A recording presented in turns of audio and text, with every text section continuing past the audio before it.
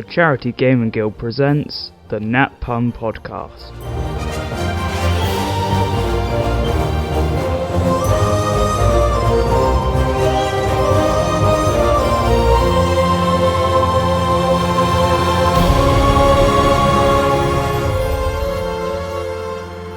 Welcome one and all, welcome back. This is going to be a slightly different episode to normal because last episode, when we actually recorded this particular session, we ended up all sounding like Daleks due to some technical issues. So I'm going to very briefly go through the previous episode, although we did recap that at the start of the most recent episode. So I won't spend too much time on it, and then we'll dig into the most current episode in more detail. And joining me as always, we have, and I'm going to randomise this, John. Hello. All right. I'm fine, thank you. And how are you? I'm all right. Merry Christmas. Oh, thank you. You're welcome. It's going out after Christmas. Yeah, but we're recording before. We are. So there you go. That's true. And next up we have... Thank you, Andy. Welcome. And last but by no means least, we have the Bertie. We have the Bertie. The Bertie. Like the one and only. Which we do have a new nickname for, but we can't. No. So, cast your mind back, not to last week, but 3-4 weeks before that. Now, as I say, we have sort of touched on it, but it was a very unusual episode, and to me it felt like a lot of it was kind of completely off script because it was based around a throwaway comment that G made about it being his birthday. Oh yeah. It was entirely off script. It was entirely. It didn't go the way I thought it was going to go, but No. it's fine. D&D does that sometimes. So what made you, actually as the DM then, what made you decide that you were going to expand on it and create this big party? Bless you. I am very keen on player-driven sessions because it makes my life easier. If your players are creating stuff, if you just run with it and you can think about it quickly enough to make it work, you have to do less work. So basically what I'm saying is I'm lazy. Basically. That's fair enough. So if your players are coming up with something that's fun and cool and interesting, why not run with it? If in a normal game of D&D as a DM, you're running your game for your players, that's common language that we use. So if that's what your players want to do and you can facilitate it and no one's not enjoying it, just go with it, see what happens. And actually as well, we're going to touch on this a little bit later, I expect in one of Bertie's episodes. Our events for this year are very geared up towards our Dungeon Masters being able to think on their feet. I would probably more think on my buttocks because I don't stand as much as you guys. No. Being old. You are very old. Thank you. I know you said that you enjoy that part of it, and I've got to admit, I was surprised in as much as I didn't enjoy it. I loved playing. Didn't enjoy it. No, I didn't enjoy it. I felt uncomfortable, and I know we've discussed this in the past, but I felt uncomfortable because of the way the story went. Because there was a conflict between Vesper and G that in real life wouldn't happen. Bertie and I are good friends, and we wouldn't bang heads like that. And I found it very, very uncomfortable throughout the entire episode. So for that reason, I didn't enjoy it. But what about the rest of it? How did you find it? Yeah, it's definitely uncomfortable, but like I said in the episode that we couldn't release, it was really nice to be in a comfortable enough environment and be playing that kind of interaction with someone that I do know well enough and I do get on well enough and is mature enough to be able to go, these are our characters. You are these are not mature. Yeah, super mature. In some ways. Yeah. Physically. Yeah. It's going, there are characters who are having this disagreement, but it doesn't translate off the table. That doesn't work in every game as well. No. There are some groups, and some people are probably listening to this, and they know that they won't work with their group because someone won't be able to grasp that it's not real. Yeah. And things like that. I think it's a testament to you two as players, to be perfectly honest, that you can, although you found it uncomfortable, Andy, I did, yeah. and you might have found it uncomfortable, Bertie, one, it's not like you actually want to kill each other after the game is finished. No, it was fine. In fact, we had a big hug at the end of it to sort of... Also, from our point of view, as the charity and as the Nat Pum podcast, yes, we're playing D&D, but this is not a normal game of D&D. Most games of D&D are not theatre of the mind like ours is, and what we're doing is we're producing a show. We're producing something for people to enjoy and listen to, and actually, if you look at television programmes and films, the good guys do fall out sometimes. And they do. Look at Avengers Civil War. Yeah. That literally is an entire film about good guys fighting good guys. Yeah. Spoilers if you haven't seen it yet, weirdos. Iron Man is better than Captain America, basically, is what it comes down to. But now I lost my train of thought. It's part of it's more realistic when stuff like that happens. Yes. People can't get along with people all the time. It doesn't happen in real life. You're going to fall out with family, you're going to fall out with friends, but it's just getting past that. Yeah. If we were happy-go-lucky all the time, God, I'd be bored. Yeah. It takes those different types of character, doesn't it, to make a diverse group of players, excuse me. I think some players take those extremes too far sometimes, and that's where you get problems in groups, where people start rubbing other people the wrong way. But it's knowing where there's the line and when to cross and not cross. exactly, and I think you guys knew the line and treated it well. I thought it was a successful session. I thoroughly enjoyed watching you two fall out, I'm not going to lie. No, that was great.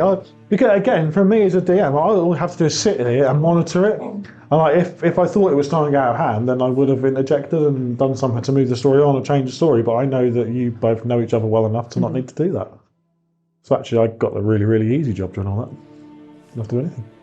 How did Adonis find it? Was he uncomfortable or was he enjoying it? As a player, I quite enjoyed it. Yeah. It was quite fun watching you two kind of go at it a little bit.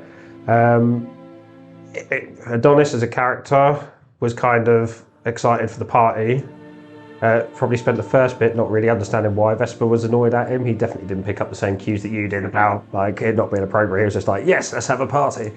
And then it was into kind of, I suppose, he kind of switched into teachy mode. It's like, okay, let's try and calm everybody down and be nice to each other again, kind of mode. Yeah. I think that was part of the driver behind the animosity that, G was firstly very moved, emotionally moved by the fact that the Jarl was actually going to throw him a party, because no one had done anything quite as nice as that for him before. But he also didn't understand why Vesper was so angry, because he was thinking, well, it's not like we're going to leave right this second and resolve the entire sort of quest and put the world to rights and find out what's going on with these towns. So why is she so upset that for the next few hours I'm just going to have a bit of fun? So why was Vesper so upset at that? So from her point of view, I'm going to do this from what I can remember, because as I said, I couldn't listen to the episode back because I didn't want to get upset. So it was more the fact that it fully railroaded. So they were talking about something, and then all of a sudden it shifted the focus. And instead of going, okay, cool, we can kind of circle back to that later, it was like, no, I want to address this right now. This needs to be celebrated right this instant. It's like, no, it's like I said, it's like when you've got a toddler and you're having a conversation with an adult, and then there's what's mummy, mummy, mummy, mama, mama, mummy, mama. It's like, look what I can do. And then they do like a really crap turn in a circle and they're like, yeah, look what I did. And you're like, that's awesome, but I just need to talk to this policeman because I've just seen a fatal car accident. It was that kind of in her head. It's like, this is a massive thing that we're trying to figure out. We need to have a plan of action. And then once that's over, then yes, by all means. But it was just the fact that it kind of went, no, we're just gonna have a party now. Just, there's a time and a place, and after the conversation it's fine, but we just went straight into it. It's like, oh no, I want to appear like I am a responsible hero, not a jolly old lad who's just like, hey. So are you suggesting, therefore, that you see G as being somewhat immature? Yes. Yes. Okay. Yes, definitely in that instance. And I think that was what was almost made it worse, because she was like, why is no one else seeing the issue with this? I think how we got there. Especially We were poring over a map. You went, it's my birthday. He was like, on well. my birthday. Yeah. How did we then get from that so quickly to let's have a So party? I think it was partly Vesper's fault, because I think she said, oh, he's upset, sort him out, so you can't have my apple, bunny. So she went and got the Jarl and was like, can you come and give him a hug, please? Because that seems to make him happy. So the Jarl came in, and then he was like, gave him a hug, and he's like, oh, see, and she was like, God damn it, I was just trying to placate him for a second there so that he would just be like, cool, we've addressed it, now we can move on, and instead it just went Oh. so off. Oh, yeah. Yeah. The Jarl and G had hit it off a little bit, hadn't they? That first Yeah. interaction. So then the Jarl, he's a party animal. Yeah. He is a party animal. Party. So any excuse for a party with his old mate G, and the Jarl's all over it. Yeah. And that's very him. Yeah. He is a very I thought carefree. that was a nice bit of world building, though. Like, he basically doesn't know us, complete strangers attached. Like, excuse for a party, let's do it. Like, it shows the character. Yeah, doesn't it? yeah. Very It's exactly what he's supposed to be like, is this Yeah. It was perfect. a bit It was- boisterous, a little bit, not It naughty, was but a the little bit best kind way of. it could have gone. It was just for the character. It's like, I mean, there were other little incidental moments as well, like we were given a list of 3 locations we could go to, and we had to decide. I mean, these were not overly important as far as the story is concerned, obviously. So yeah, I think we were given the option of going back to Dragon's Gate, where there was a nice vault that potentially had some goodies that we know G would have liked to have got his sticky little fingers on. The Astral Academy, yes. where I don't believe Adonis. was overly keen. Yeah. He was from there, and he didn't seem overly keen on going back. Well, he's only been away a little while, really. He doesn't want to go back too soon, and it's just kind of, yeah, if he rocked up and hasn't learnt anything, he sort of failed again, kind of thing. So, And the final place that we were offered by way of a potential destination was Lord's Gathering, where we were likely to meet the high vessel Barnaby Thrall. Who then could potentially maybe teleport us to the vault. Yeah. So that was a two for one. That seemed to be a good choice. Nix was also pretty keen on the vault and stealing things. Yeah, and I think that may have been the first time that G started to soften towards it, because before then he was preparing a list of ways to kill her, because he didn't like it. What was on that list? Was it extensive, or was it like just kill Nix and then nothing? I think at that Just point, the title. yeah, that was it, literally. And one. Yeah. One. Yeah. Step 1, question mark. But we had the party, and it was very good as far as I've been told. But G was somewhat inebriated, so perhaps did not remember. You were just too much. reliving your birthday. I was about to say, it was really art imitating life, wasn't it? And he stayed silent. Yes, it was just like my birthday. Yes, we remember. Well, you remember. I remember it, you don't. Although G did manage to drink more whiskey than I did for my birthday. Well, you'll try hard next year, won't you? Yeah. Well, Christmas. Yeah, or both. Why not? Start now. Every day. Why not? Yeah. We are not promoting alcohol. No. Drink responsibly. Yes. Gamble aware. No, it's different. My brain went there too. Yeah, No. okay. All of it. Parental advisory. And we just cover every base. I know that Nix had actually had a gift, a lovely gift for G, and asked Vesper to give it to him on the on grounds that she was more likely to bump into him than Nix would. And that itself kind of led to a very heated exchange, where I think the gift was thrown initially at... It's funny because we discovered that in our heads, we both, because it's theatre of the mind, we imagined the scenario much different Yeah. And so in my head, she like saw him and she chucked it. So like you're passing someone, like if I like the apple that I've got in my front of me, if I just kind of chucked it across to you for you to catch kind of thing. It was that intention. It was like not an aggressive kind of yeet. It was just a right, this is for you kind of thing. We're passing each other on the road. But from G's point of view, it was a malicious thing of Yeah.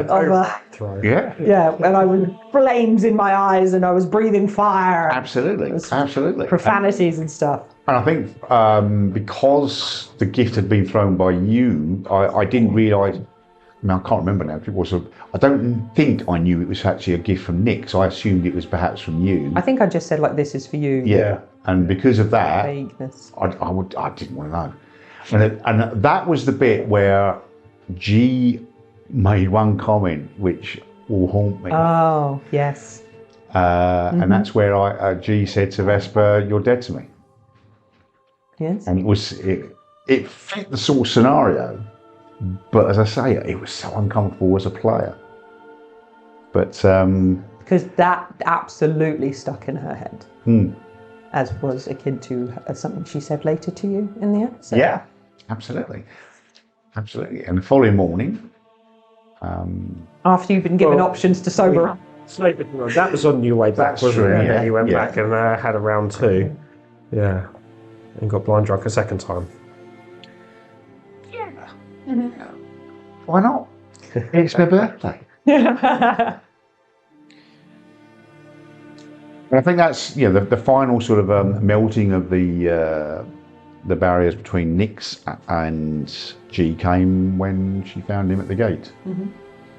And it was at that point I think he decided, he accepted he'd made a mistake, he'd misjudged her, and that the list, as detailed as it was at that point, could be destroyed. It was number 1, dagger, ? Number 2, nothing. Not even sure I got to the dagger.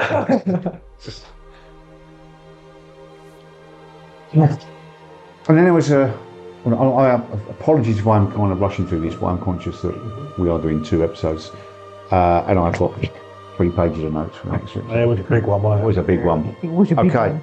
And then we sort of ended that episode where, because Vesper and Adonis had actually gone back to the hotel. The hotel. Or the tavern, it was.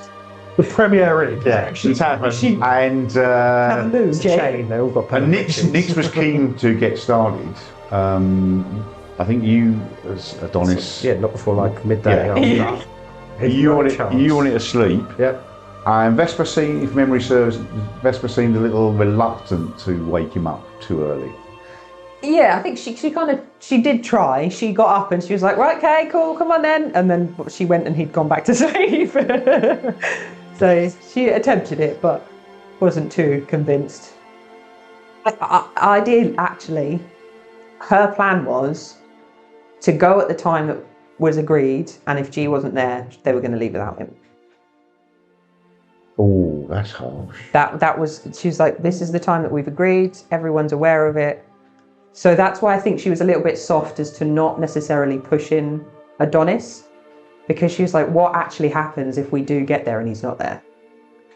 So practically, how would that have worked? Because if you had left without G, so G was no longer in the party, where would you have recorded the next session, since it's my cabin? Well, we would have recorded it at mine, because we're technically able to. I can give you a little peek behind the DM screen there, if you like, really, because I got that vibe from you, Bertie, about Vesper. So, and this is kind of what I mean about me being able to take a back scene, let it play out, and just kind of monitor it and massage it in the right direction. I got that vibe, so that's the reason why I put you at the game. So I forced your paths to cross, which means that we don't have to split the party, we don't have to find you ready to record the podcast in, because you're there. That's kind of what I mean when I talk about letting the players drive the story, and as a DM you guide the story to make those paths intersect, to force that interaction, because you're still reasonable players, you're still going to venture together, you're not going to turn around and go, well, I don't want to play with you anymore, Andy, because your character is an arsehole. They're not going to do that. So And I think that is it's a tremendous skill to have, but Being it's an also, arsehole. well, yeah, being an arsehole. I tell you what, it doesn't come natural. I have to work at it every day. So to be able to let the players drive the story, it is a great skill to have because, as you say, you've got to think on your feet all the time and know when to give them a bit of rope and when to sort of rein them in a bit. But the flip side is, as a player, I think you feel more engaged and more, you feel that the story, because the story is yours and you're driving it, it just feels better for me personally. I don't know whether that's... Wouldn't have left without G. Adonis wouldn't have let it happen. No. He had pep talks for both of you all lined up ready to go. I said sorry to each other, so we didn't need. Right, you sit there and you sit there. And that kind of happened anyway. I think G realised with some insight from Tash that he'd messed up. He really had, and he needed to make amends. And so he did offer, and it was genuine. It wasn't a deception check. It was a genuine apology, which was hard for him because he's never really been that kind of person. But he did it because he wants to make amends and he wants to sort of win your respect and trust back. we sort of saw that at the start of the last session as well, didn't we? When I asked those questions. Yeah. G and you as G's player to express that and make it clear. Yeah. And the glimmer of hope that was given to him was the pocket bacon. Pocket bacon. If that hadn't have come, he would have felt that maybe the bridges were burnt and that was it. Well, I mean, not so much. You didn't receive the apology particularly well, Vesper, did you? No. I mean, not so much with Adonis. I think that with Adonis, G recognises that he's a little more easygoing and perhaps there's still a lot of scope there, or there's a lot of room there for me to manoeuvre and to sort of win your respect back. But without the bacon, I think he would have thought, no, Vesper's a lost cause. So you haven't lost Adonis' respect. He hasn't lost Adonis' respect. Because don't forget, he was there at the party with you for the most part. He went to bed because it was like 1 a.m. Like he'd had enough, not because he didn't like. That's true. And when we had when you killed the little girl, Adonis just kind of went, "Oh, you cocked up," and that was the end of it. Move on. Like he had to go at you, and you move on, kind of thing. So he's a bit more, fire and forget. I think in his approach to things, doesn't hold a grudge. So. And that brings us on to the next episode, the one that we've just played last week. We all started out. We'd got our little wagon of... a little wagon with a huge, great big lump of silver on that was being towed by Vesper. Yes. Ribbit. Which seemed a little bit harsh. I did have a plan at one point during one of those tests, but I was going to sneak up behind and try and push as well, but never got to that. Then I looked at my strength score and thought, Maybe not. yes. So we were off to Timberminster, which we worked out was just over 6,000 kilometres or 3,750 miles. We were leaving Timberminster. Ah, yes, we were leaving Timberminster, going to Lord's Gathering. Yeah. Sorry, yes. And then we had our questions. What was the thinking behind that? I wanted the listeners, more than you guys, to have a bit of an insight into what's going through your characters' heads and how you think your character might be affected by the episode, what's about to happen, and kind of almost like what's your state of mind right now? Like, how are you feeling? What are you worried about? What do you want to get out of things? And it's just an opportunity for listeners to engage more with your characters, really. Also, I'm going to take that information and use it against you.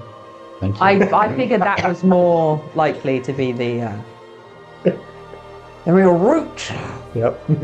Now, Ash did kind of prime us. He told us that these questions were coming. So did you... You destroyed the magic, Andy. You killed the magic. But did you, as player, did you have to think about in real time? Oh, actually, I don't know on that. I have to think of something. Or did you already know in the back of your mind, actually, this is the way that my character was going? So I had to think a little bit to make it a bit more interesting. It's the honest answer. I know roughly, but to make it a little bit more interesting, yeah, I had to think and add some bits. So, but yeah. Is he just a nice old man generally? Yeah. We're talking about your character, not Andy. Yeah. All right. Talking about I'm this. Nice old man. I mean, Andy's a nice old man too, but Yeah, but I'm a It just- dangerous old man with my crossbow. yeah. Very strong. For me, it was difficult because I was trying to figure out a way to answer it in terms of not knowing what was going to occur over the next 3 months that we would be traveling. So it's very difficult questions to answer based on what is happening in the future. It's like, where do you see yourself in 5 years? I'm like, I don't know. I can get hit by a train tomorrow kind of situation. I have an idea what idea, but it's very difficult. But I think also she doesn't necessarily live her life in that way. Vesper doesn't necessarily look to the future and go, right, this is where I'm going, this is what's happening. She's more kind of like, okay, you guys want to go on this adventure? Cool, let's go on this adventure. And then you get somewhere else and go, oh, actually, we need your help with this. Oh, okay, cool, let's go. It's more of a reacting to the stimulus that happens to her rather than going, this is my plan. Next 3 months, I'm going to learn to dance with ribbons and stuff. It's just, if someone, so I'll And teach. did you? No, she didn't. A teacher. So it was tricky in that respect, but I think it was as close as possible to the truth of it, of what she would hope to get out of it. But it's also based, because it's based off of other people. It's like, this is what I would like to, like the time spent with knits. It's like I would like to learn more from her and develop and improve my skills with knits. But it's like, is she going to be willing to do that? Is it in her that she wants to help me develop? So it's a little bit tricky. I like the questions. They are helpful for us as well to get an idea I think of so. ourselves. Expect more of them. Yes, I like that. I'll drop a few in every now and again for various reasons. What about you? Did you have to think on it? Not really, no. I think because I've reflecting back on my backstory, which is the dark secret that you still don't know, Secret. and also the episode that from the previous week where I had burnt bridges and I was come to the realisation that actually this is it. This is my one and only chance of ever having true friends. And I've got to do something. I've got to make some massive changes. So it kind of, as soon as you asked the question, I thought, yeah, I know exactly what I need to say. Whether it happens, only time will tell. We'll see. So yes, we spoke about obviously our departure, and we knew it was going to take about 4 months. And you gave us the names of the 4 months, which I didn't write down because I thought, So John knows them. Yeah, go on, John. Don't. Come on, John. The fact that there's 45 days in one of the months. I know one was Asrelium, one was something. Marmalade. Yeah. Octosonkalonkalonk, Octosonk. Yeah. and Nuva Flugaloo. Do you want me to just tell you what they're actually called? What I remember about it is they were cold, wet, and miserable. They were. Just like the calendar system. Well, I'd written that down. The first one was wet, the second one was colder but a little less wet, the third one was colder still, not so wet but very windy, and the fourth one was just very cold. Yeah. The first one was Ornithium. Yeah. Then there was Axiom. Sounds made up. They're all made up. Then there was Madrium. And then Azralium. Azralium. Tell us, Ash, how does the calendar work anywhere? No. You guys know how the calendar works. You can listen to episode 1 on that fun podcast where I spent 45 minutes upsetting John. Because there's 45 days, isn't it? It's like a different amount of days in a month. Yeah. There is, and then it varies. It shifts by a day because there's some weird number doesn't add up properly. Yeah, that's right, yeah. Yeah. Yeah, so Ornithium has 45 days, Axiom is 40, Madrium is 40, and Azralium is 45. So where does that put us in the timeline for when the next place is supposed to disappear? How long So, have we travelled in total so far? 1, 2, 3, you've done 4.5 months. But on top of the previous travel From the day that from it the last very disappeared. start, Yeah, that's it, 4.5 months. 4.5. From Okay. day 1 of the campaign. So you've still got 1, 2, 3, 4, 5.5 months to go. Well, how long did it take us to get to Timberminster? To Timberminster was 1, 2, lots. 38, 40, 42. Because if it's 4 months to get 60 from days. Timberminster to Lord's Gathering, so it would be 5 and a bit months then. 1, 2, 3, 4. No, you're on 4.5 months. Okay. I wouldn't apply too much logic to it. I'm just. That might be where John's going wrong, because he's trying to think about the calendar logically. But really, I just kind of went, I put a finger in the air, like, that sounds about right. Fair enough. So we've got time. You've still got loads of time. You got time. Okay. And also, where you are now, in relation to where you started, you're much closer. Oh, so Because you we're were closer to the like- start point. No, this doesn't work on a podcast. You were like here, then you went here, and now you're like here. So we were like top here. right. Here. We moved down bottom left, and we're like middle right now. Yeah. There we go. Our listeners are going to love that. Oh, that's going to make no sense to anybody. It will if you think like me. If you'd like me to show you on a map, just come to one of our events and I'll show you. I think on our Facebook there's a picture of the All Havens map somewhere on there. As Yeah, well. but we The want people to come pictures. to events. I want people to come to events though. Well, that's true. Come to events, I'll show you on a map. You can touch his hand while he points at the map. There you go. That'll For a get people fiver. in. Yeah, for a fiver. Donations to charity. No, for me. You just can't. Oh, sorry. No personal financial gain. No. No. So during that first month, we obviously all did our bits to try and speed the journey along. Some more successfully than others. I believe G may have accidentally got caused a point of exhaustion for poor Vesper. But then there was one night where we were all settled down and we're all sort of having a little snoozette, except for Adonis, who was on watch. And then and that's when something a little odd happened. Yeah. Is it not? Yes. Would you like to talk us through that bit? So he saw in the woods a bit of movement from a cloak, popped some lights up to get a better look, and saw what looked like a child standing behind a tree. Spoke to her rather unquietly, it's probably the right way, which woke everybody else up, and then the rest of you could see her. So getting the vibes it wasn't dangerous, decided to go and talk to her. It turns out, I think, to be the little girl that G stabbed and put inside him. Sounds a bit weird out of context, doesn't it? Yes. Yeah. Yes. I mean, G, I think, is feeling just a tad guilty because Lucky she forgives you. because she forgives him. So he's thinking, well, yeah, maybe I jumped, a bit too quick there. So obviously, I'm making some assumptions that it would be Targwyn or a avatar of Targwyn or something along those lines. It's just the weirdest vibes. Yeah. I can't get a bead. I know this is obviously above table because we don't have any interactions with her, but whether it's a good kind of spirit, a bad spirit, it definitely gave a very, very evil the last time you touched when you were in the tavern and you like That was the purple tried to power. reach out. Wasn't that the purple power? No, because I'd asked you when we were at the tavern one night, have you still had anything? Can you hear her? And you kind of went, and we couldn't wake you up, sort of thing. And you were having a little interaction with her, and that very, very much seemed nefarious and very, very dangerous. But then this one, she like healed up your knees, and she was like, yeah, because she said, oh, I'm not going to help you. Yeah, something along those lines. Yeah, when that previous episode you mentioned in the tavern when you kind of went into a trance, I think that's what she said, that she wasn't going to help you. Yeah. But now she's saying, oh, actually, you can't help me, you need help. Knobbly knees. Make him feel a bit... Maybe she's just watched us for a while and gone, oh, God. Oh, Whatever I want, these guys ain't doing unless I the help. world is doomed unless I help. Yeah.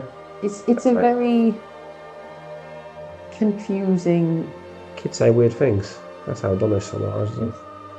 Kids just say weird things. Right? They have tantrums. Everything. They have tantrums, all right? You've got to let them ride it out. Kids.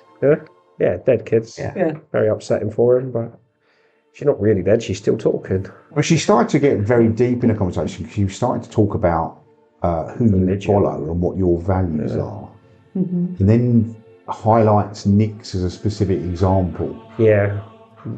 Which we didn't really get a chance to role play out at all on the journey, so perhaps in a future episode we'll explore that a bit.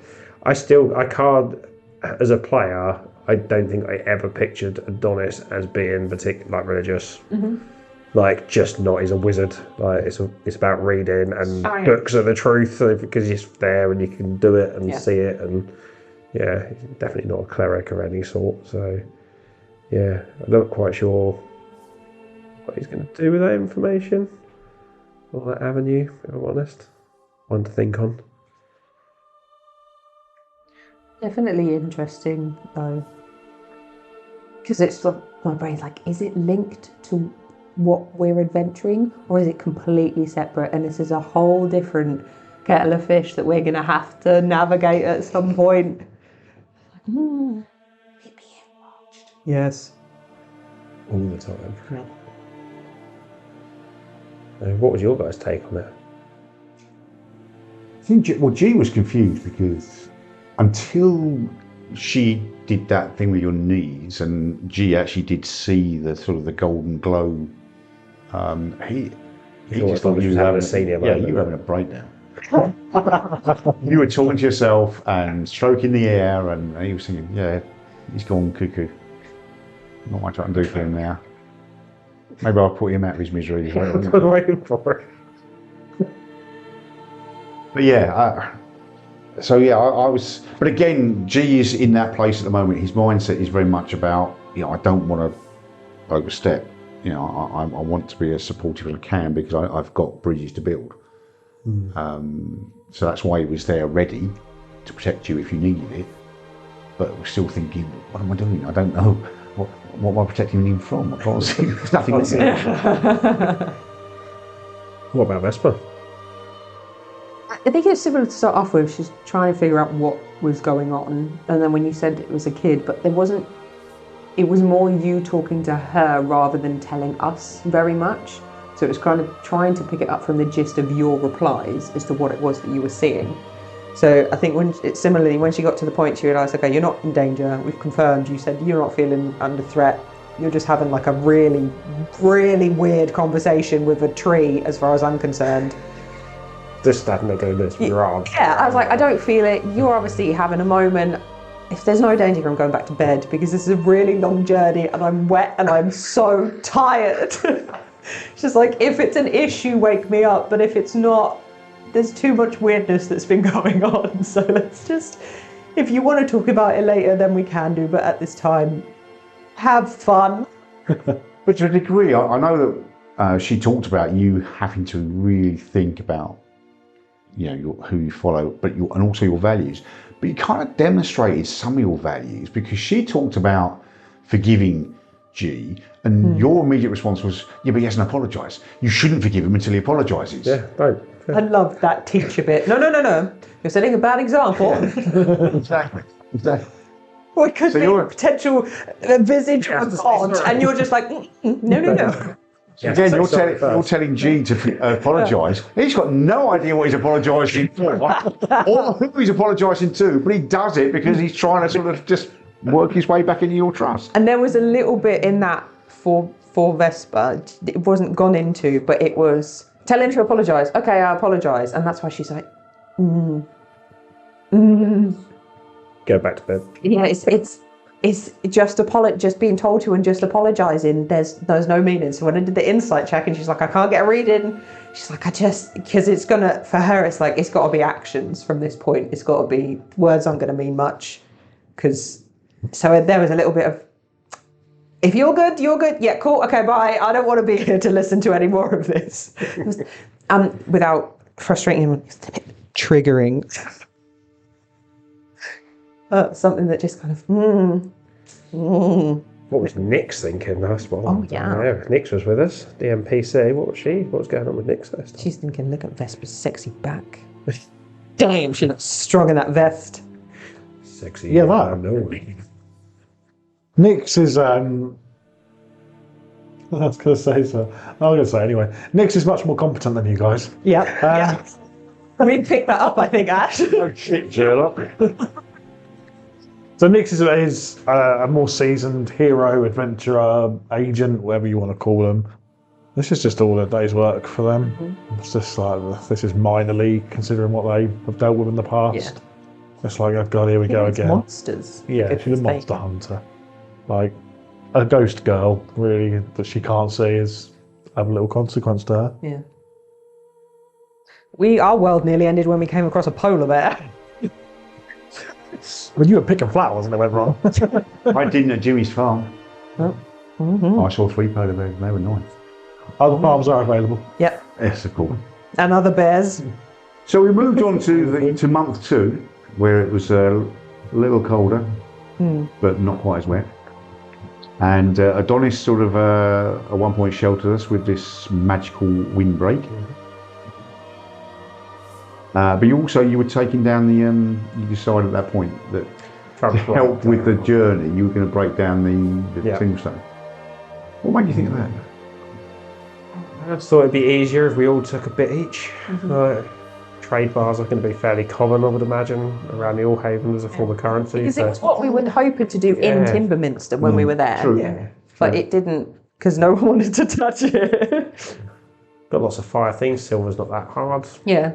Yeah, why can't I create a little blowtorch and cut blocks out? And on that journey, that's when we came across our little magical clearing, which was very picturesque and looked quite warm as well, which is a complete contrary to the rest of the environment we're in. It was such a shame that we didn't get to spend more time in there, because I think that would have been a good reprieve.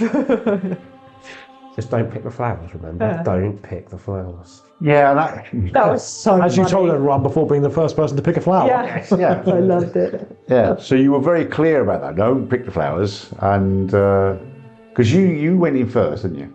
Actually, You went in first. You were first in. Yeah, Oh, we did were I? standing at the edge, You only went to the edge. Okay, yeah. You So tried to sneak in, didn't you? I tried to sneak in, and I saw a beautiful flower, which I think I described with degree. We are the secret flower lovers in this group, I believe. Botanists. Yes, thank you. I was Well, no. thinking gardener, and then I went, That doesn't sound right. no. I was thinking self-raising because you can make some buns and things with that.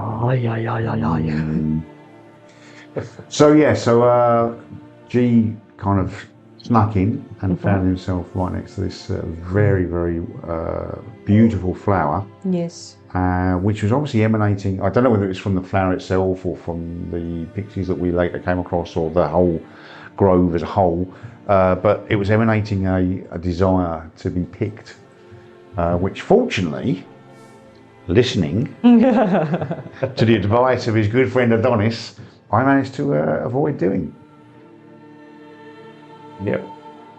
Yep, you did. Even me and Patch, Both avoided it, yes. with like 0 wisdom.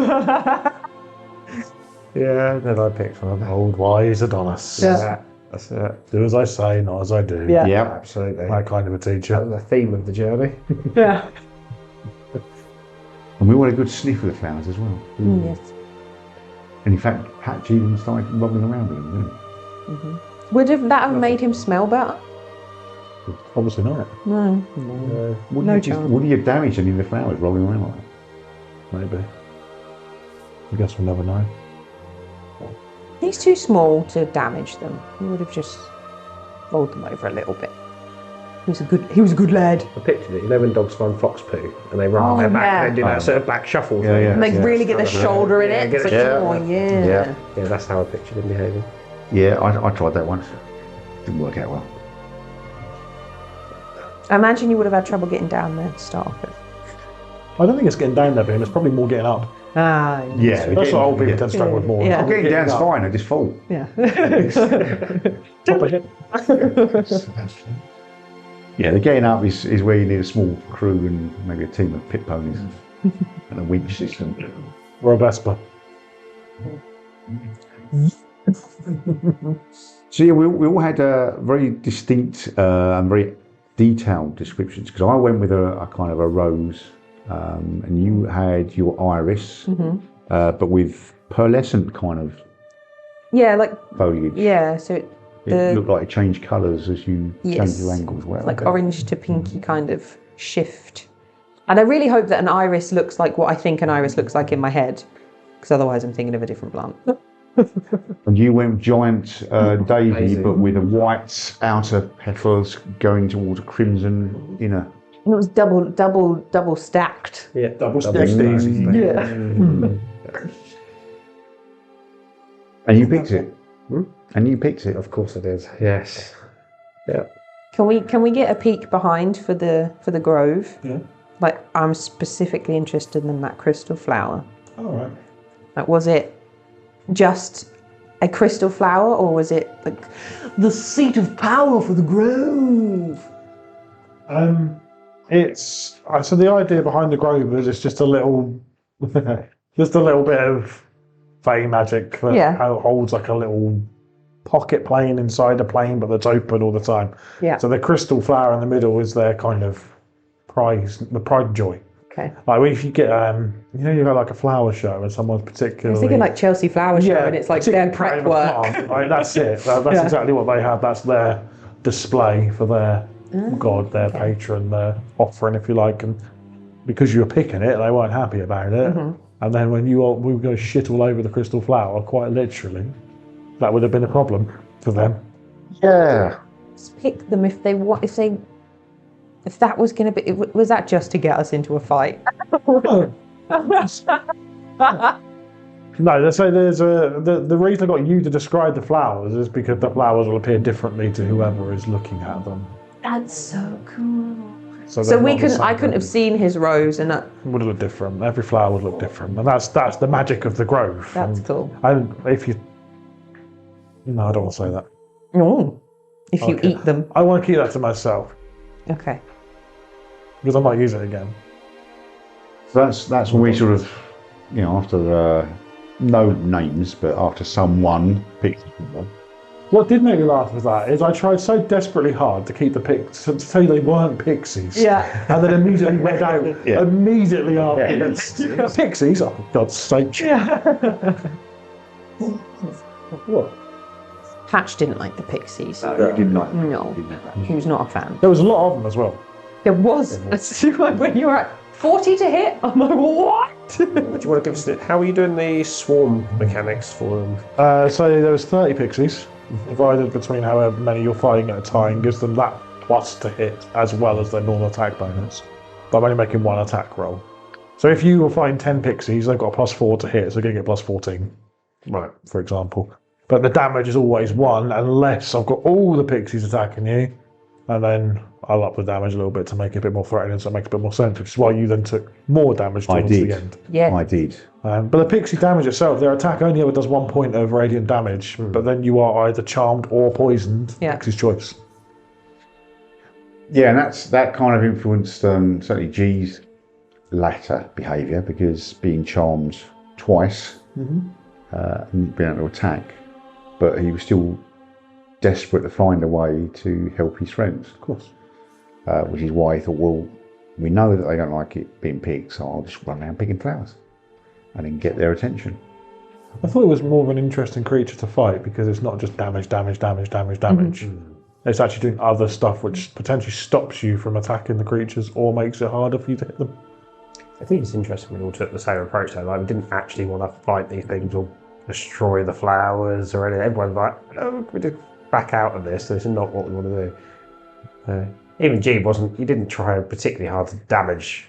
I think the only Pixie, person I who think you hurt shot one, Pixie didn't you? was, when you stabbed one of them at the very start. Nick's Nick's Nick. That incredible blade that just appeared. Nick's just a obliterated one. I forgot about that. Yeah. But I mean, that's Nick's. And it was interesting that out of 3 main characters, probably the most battle sort of efficient and effective was the one that decided to bugger off and leave the rest of us. Yeah. So Because pitch patch up. Because as she was running away, she went, this is a polar bear waterfall situation. It's like, this is very similar. I don't want to know what they've got hiding somewhere in this grove that's going to come out after them. So no, I had as a bonus action, I could have thrown those meteors, 2 of them as a bonus action, and I've got 15-foot cone flame. I would have done damage if we'd have gone. Blowtorch for Pixie. Yeah, absolutely. And the flowers and everything, but yeah. It'd be alright. Yeah, I don't think. I think if we decided to fight, we probably would have overwhelmed them. But it was a definite. We've just messed up this consecrated ground situation. We are very much the bad guys here. It's good to see players play that way. So I've been in games of D&D where you get sidetracked by killing the monster, and you forget that actually you could leave. You can do other things. Yeah. You don't just have to hit it until it stops moving. Yeah. That's not the only way to play D&D. I mean, even G's actions were designed to sort of, just let us go. I will only shit on this plant if you keep attacking us. If you let us go, my trousers are coming up and I'm walking out of here. Yeah. Why I decided to shit on it rather than stab it with a That was the dagger. thing. I was like, you've picked these 5 other plants, and then with the main one, you're like, nah, I'm gonna shit on this one. That's the real. I've killed these ones, but that one, real. I think it really shows G's bravery to bare his ass. Yeah, I in was the just middle when thinking, there's like 30 fertilising around, little stabby. I was just thinking that maybe G's that brave. if they hold this in any form of high esteem, then desecrating it with my feces might be more of a horrifying experience for them than me damaging it with a sword or dagger or whatever. Trying to pick it. I don't think I would have been able to pick it if it was a big crystal flower. But who knows? Let's go back and try. Okay. But then, of course, it was Vesper to the rescue. Yeah. Again. It was because when I'd said like, what does it look like they're going to try to leave, and you were like, yeah, I'm already leaving. It's like, G's the wild card. He's the one where he always does the opposite of what is the thing to do. So she's like, he's not going to pick up on any subtle hints. I did the subtle hint of polar bear waterfall situation, hoping that would communicate across. And he's just like, I'm just going to run around and pick flowers. I think as soon as she saw the one exploded, that was right. I've got to go in and get him, because if he decides to leave and runs out with them, sorry, no. They were radiant fireballs. That was 8d6 radiant damage for each exploding flower. So you would have done 40d6 radiant damage had you left with those 5 flowers. Yeah. To you and anyone within 15 feet of you. You got pretty low when I walked out there with a Yeah, single did roll flower. quite. There's a lot Yeah. of ones and twos. So was sort of Vesper's decision to go in there and drag him out, was that maybe a little bit of a thawing of her attitude towards him? Is she beginning to soften a bit? No. Absolutely. That is I am fulfilling my duty as protector of this group. If whoever it had been, she would have gone in and she would have got. Gee, still got some work to do. I love the fact that you shouted it's a polar bear waterfall situation. So the rest of us knew that meant run, but Nick's not a clue. No. It's didn't nice. Instead of just shouting run. But I think the difference is I also think she's much more intelligent than us as well. Yeah. So I think she kind of is probably able to read the situation better than we maybe would. We literally had to go through this before to understand what we should have done in this situation. What was it Pixies the last with the polar bear waterfall? Was this fairies with that one? It was fairies, wasn't it? Or it was like methods or something? Oh, it was ice methods. Yeah. Yeah, it's ice I'm methods. doing an Yeah. insight check against your statement there. Insight check against my statement. Yeah, where you said you're not fuck. He's either wrong with advantage or disadvantage, but either way, it's not good. I've got advantage because one of my abilities gives me advantage on any wisdom throw. Okay. Yeah. What are the numbers on the dice? The highest was 4. There we go. Keep telling the truth. As far as you're concerned. Okay. I did enjoy being able to give Nix a little, or give you guys a little insight into what Nix's kind of fighting style is like. Yes, that was so cool. Yeah. There'll be more of that to come. Yeah. Because there were definitely times when Vesper's been like watching her as they walk and she's like, where does she hide her weapons? That leather is like skin tight. Damn, girl. But Nix is the concept for Nix is based on a character that I desperately want to play. Okay, cool. Which is Excuse me. excuse you, which is like it's like a 3-way multi-class thing that just does horrific amounts of damage, but it's really fun. Just make sure you only play it with certain DMs, otherwise it will die very quickly. Who's going to kill it? Stu. Nah, he's a pussycat. It's always going to kill him. Always. Yeah. Yeah. I think that would be really cool. I want to know more about her, like her abilities above table. I want to know more about her because the build is definitely interesting. And if we get a chance to see more of it, that would be great. But I have a feeling that we might part ways, and that would be very annoying to not see more. I mean, my intention with Nyx is to have her stay around for a while. Nice. Okay. She's not just going to disappear. Good. I want to build a strong relationship with you before I kill her. I mean, She kills us. More likely. Yeah. she's the BBEG. But going back to G's rescue, it wasn't completely flawless because you did get a singed arse. He did. But it's very smooth pricked right now. arse. Yeah. It's a smooth. Yeah, he has no butt hairs anymore. Yeah. I think that might be a new line of business for Adonis, you know? Body hair removal. Yeah. Could be quite lucrative. Either by choice or by force. I think you should charge G next session. I think that's worth at least 10 gold pieces. I reckon it should be a bar of silver. Bar of silver. Well, once we'd all crossed the sort of the boundary, if you like, of the grove, then the attack stopped. Yep. And they all went back to tending their little grove and repairing the flowers that we had desecrated. Yes. Bless them. Bless you as well, Alfie. Yes. And I think we finished off that particular month with Nyx on watch, who was then being watched very carefully by Vespa. I was so desperate for this encounter to happen for a few different reasons. I think the interaction between Nyx and Vespa is an interesting interaction. Yeah.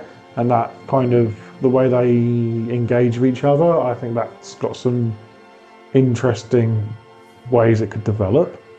But also Nyx's background, like, all the way through explaining what Nyx was looking at in the locket. Yeah. I'm like looking at John, because he knows why, but that calls back to something different. I was going to say that definitely felt like an Easter egg sort of drop for something. It absolutely was. Yeah.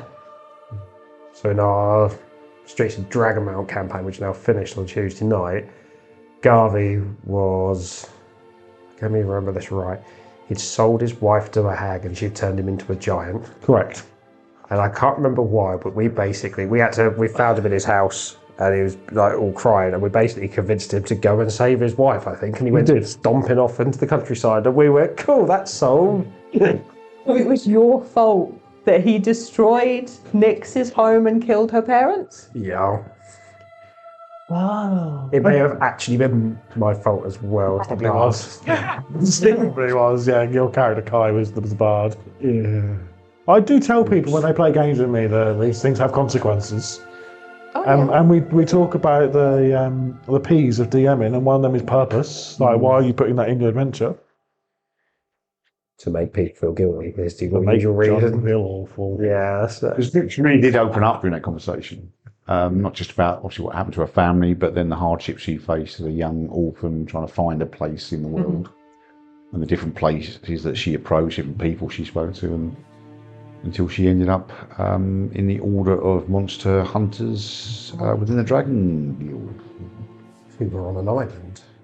And it was also helpful as well to get that insight with the vessels, because that put Vesper in a much stronger position to understand or to preempt what the interaction may be like when they got to their destination.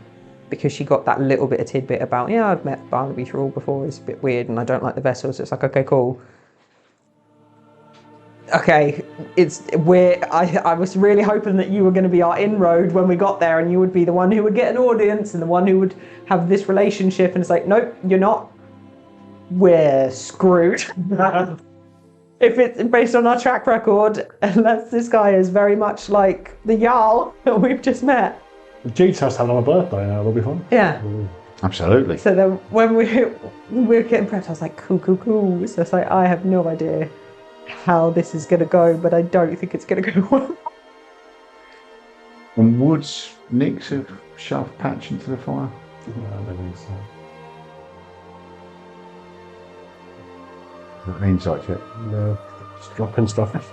I don't think Nick's would have put Patch in the fire. She's not a monster. She's the monster hunter. Clear distinction. It's good to have. I think it's interesting though, just that little bit from your perspective as DM. Actually, we've been travelling for hundreds of days and just letting us soften. It kind of simulates all the conversations you would have had just travelling together, which I think sometimes get forgotten, especially when you're fast travel effectively. Yeah. Well, no, the whole session was 120 days worth of travel crammed into like 90 minutes or whatever it was. And we've done that before in the campaign, and we did it a different way then. So we've done it a different way this time, which is just taken like the highlights of the journey really. And Can I make a request? yeah, no If more. I was the only one who pulled that cart for 120 days, can I increase my strength score by like 3? What is your actual strength score? Because I should be hench as fuck by now. So my strength. So currently my strength score is a 16, which is a 3. Yeah, you can up your strength score to 17. Thank you. I think that's. It has actually no effect on something at an ASI, but It gives me flexibility that actually I could spend. Flexibility would be dex actually.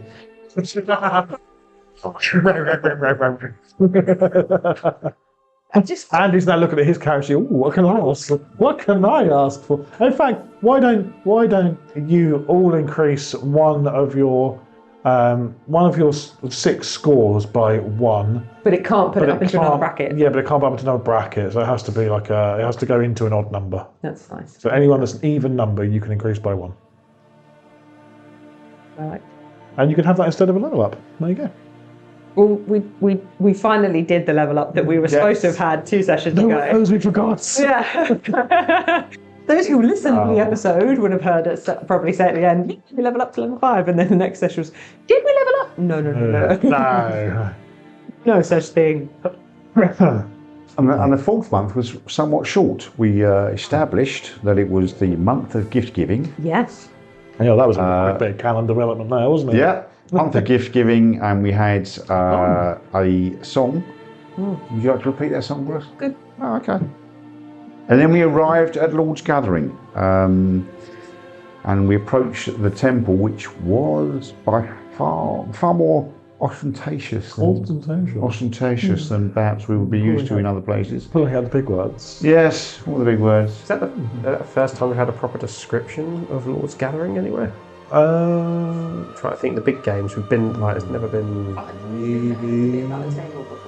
the table. Oh, that was the first thing that I developed in Lord's Gathering as a whole point. I of being pictured it. that was all that was at Lord's Gathering. In all honesty, Just So a it's table. table on the Yeah, hill, table. surrounded by shacks. Yeah, that's. No, so I don't know. I mean, you, Andy, have seen a actual image of Lord's Gathering before. Whether you remember or not, I don't know. In campaign games online, but don't think I've ever used it anywhere else. But there is an image I've got of Lord's Gathering, which is a fucking massive cathedral and a little teeny tiny town. But it is probably my favourite settlement in the whole world. What was that? I just think it's got a lot of character to it. Well, it's also very neutral, isn't it? It's the It only, is very, very news, very Sweden. the only truly neutral location in all havens. Why are you giggling, Bertie? She's gone completely. What happened? Just a joke somewhere. Come on, share with all of this. It's just the description. I was like, did they make the shack smaller to make the cathedral look bigger? Strict limits. Yeah. Your shacks can only have a ceiling 5 feet high. Exactly. You will all stoop. All the trees have been like cut down. Yeah.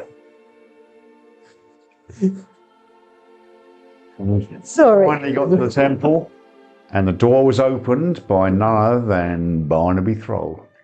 And I pictured him in a dressing gown. Rabbit slippers. Or was it a red dressing gown with white trim? Oh yeah, the For the furry season. ones. But it was silk. Yeah. It was more Hugh Hefner than Curling hair. What's you have? Saint Silk Nick. kimono, right? yeah. Okay. Oh,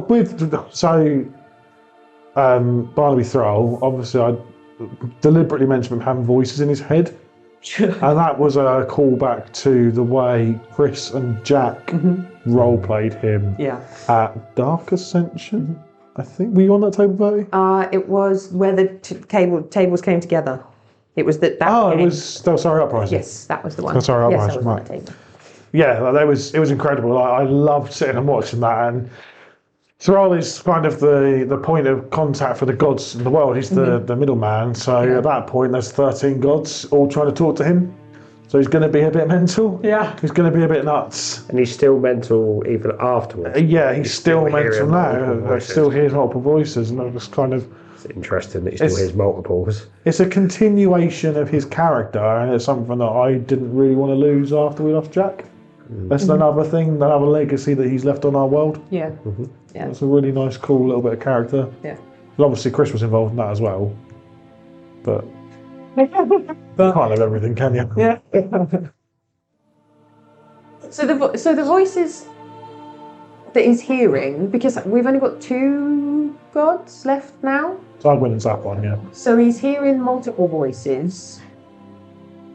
So this is me loving the idea that, okay, if he's still hearing multiple voices and it's the same voices that he heard before, the voices that he heard before were just made up by his own brain, and how do you convince yourself that actually he is a spoken vessel for the gods, and he wasn't just a mental guy that people are like, oh, he must have the gods' voices in him. No, because he's still hearing them and they're dead. He's literally crazy, and you gave him a cathedral.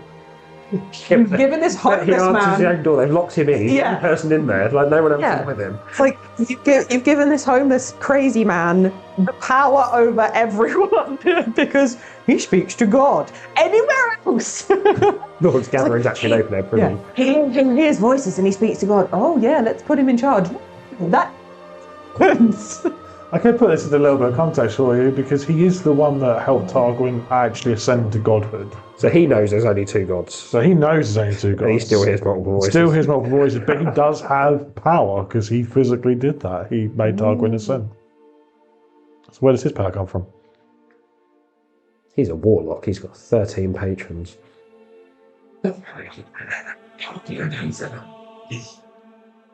Level 68. He's also, canonically, the oldest man in the Allhavens. Yeah, he's been around forever. Do you remember that? Older than me. Literally He's ever. older than you. Hard to believe, I know. But canonically, he's the oldest. I mean, it makes sense if his power is even more than just coming from the gods. It makes sense that he could be eternal. I just wish that he wasn't so weird. He's weird as shit. I mean, you only had like a 3-second interaction when you opened the door. I know. You got to have an entire conversation with him next time. I think Are you looking forward to role-playing him? I for cannot the whole- wait. Whole session? I cannot wait. I can't wait for Adonis to have that conversation with him and explain Just everything leave- that's going on. Just leave it to G. G will turn it into a party. Everyone will be happy. absolutely. Guess what? It's my birthday. Your birthday? Should have stopped and picked up gifts for him, as it's the month of gift giving. I was going to say, oh, can we try and offload this silver before we do anything? And it's just like, no, you're at the place now. I'm like, okay. It's just wheeling the cart in through the front door. I can't leave this outside. I've literally carried this the whole way. I also did a little, I'm sorry, Andy, I'm kind of taking over a little bit. That's fine. I also did a little bit of a lore drop about guards there. Yes, that was really cool. I was going to ask you to describe each individual one's armour, but then thought maybe you'd be a little bit annoyed. Because like the ocean you test it? ones and... Yeah, so there was, I think I specifically mentioned the Dragon Guard, the Ocean Watch, the Casterly Guards. Did I mention the Lupine Guard as well? Yes, you you did, did. yeah. The Lupine Guard too, which obviously you'd have recognised. That was the only one that I went, But that all feeds into our book. Because, Actually, yeah, you didn't mention Thalsari. yeah, I was there, they were there, I just didn't mention. Oh, okay. Thalsari is a bit weird, isn't it, John? Yeah. Thalsari is John's region as a War Council DM. Yeah, our book, which is currently being proofread, will come out at the start of next year and available to our members as part of our Patreon content. But there's got full classes in for every one of those types of guards. So Dragon Guard, Thalsarian Guard, Casterly Guard, Lupine Guard, Ocean Watch, Arcane Enforcers, yeah. and I'm missing one. Is there one for the Dragon Shield Monstrum? No, that's not one of the guards. Oh, hang on, I'm going to have to try and work this out. So Gloomcrest is Dragon Guard, Ravenborn is Arcane Enforcers, Ocean Hold is Ocean's Watch, Timberminster is Lupine Guard. Oh, I know what I forgot. Dragon Mounted Vault Guardians, they're in there. Nagldir is a Casterly Guard, and then now I've forgot another one, different one. Your brain. Thelsarian Guard is Thelsarian Guard. Ash. So they're all in there. They're either full classes with their own subclasses, or they are subclasses to existing classes. And some of them, I'm biased. I wrote them, but I think some of them are so cool. So for example, I'll give you a spoiler. Like Lupine Guard. Mm-hmm. There's one which is like a Hulk Lupine Guard. So when you get hurt, you transform and you can't control it, and you go a bit mad. Amazing. Like a berserker kind of situation. Yeah.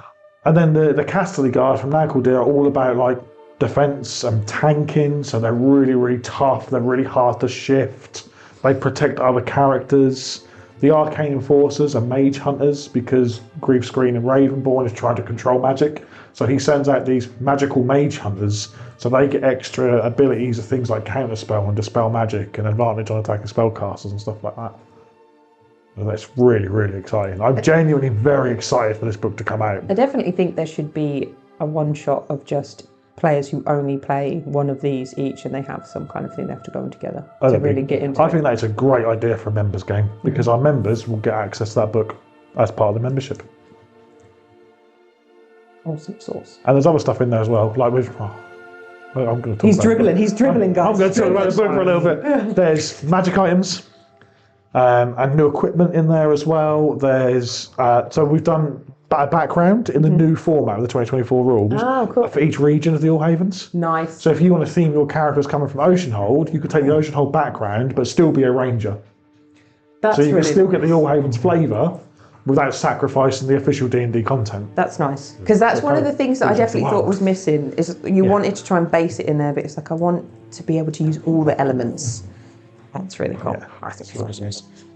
Also, for anyone who played in a Company of Fate, which I know Andy did, Carnifica weapons are back. Carnifica. Yeah, Carnifica weapons had a rule which was when you roll a critical hit, rather than rolling the normal damage dice, you roll a different dice for the extra damage. So a Carnifica Great Axe, what's a Great Axe? D12? Mm-hmm. So if you got a crit, it'd be D12 plus your strength, but the rule is Carnifica D20. So it'd be 1d12 plus 1d20 plus strength. Ooh. So you switch out that damage dice. It's a bit more refined now. I think you do like the next dice up. So if it's a d6, it becomes a d8. A d8 becomes a d12. A d12 becomes a d10. But you get the idea. Yeah. So that's back in there as well. There's elven weapons in there. There's dwarven armor in there as well. When is this coming out? January. So it might already be out. Oh my god! By the time. Oh my god! Be out! If you haven't got it, get it. I'd just like to give a little shout out as well to Josh McGregor, who is proofreading it for us free of charge. Thanks, Josh. After he read the version I didn't proofread properly. No. He went, "You can do a proofreader, Ash." I'm like, thanks mate, appreciate that. Anyone who's read anything that I've written knows that is definitely the case. But yeah, so a huge thank you to Josh for proofreading that for us. Yes. Very excited. Awesome. Oh my gosh. And it's got the new map as well, the new map. Oh my god, it's coming, the new map's... Spoilers. By the time this is out, the new world map will probably have shown it to people. I'm due to receive it on Christmas Eve. That's the deadline the artist has given me, is Christmas Eve. Okay. Nice. Very cool. Oh, so many cool things. 2026 is going to be absolutely fucking awesome. I can't wait. So much cool stuff. So much stuff. Sorry, Andy. I've completely taken over your episode. Don't apologise. It's been very insightful. So that does bring us to the end, because that's where the story ended, where we were meeting up with Barnaby. Mm-hmm. Is there anything anyone would like to add before we say our goodbyes? I'll take that as a no then. I don't think so. So, go around the table. It is a goodbye from Me. and a goodbye from Me. and a goodbye from Me. So you said like Mario when you said that. yeah. And it's goodbye from me. See you all next week.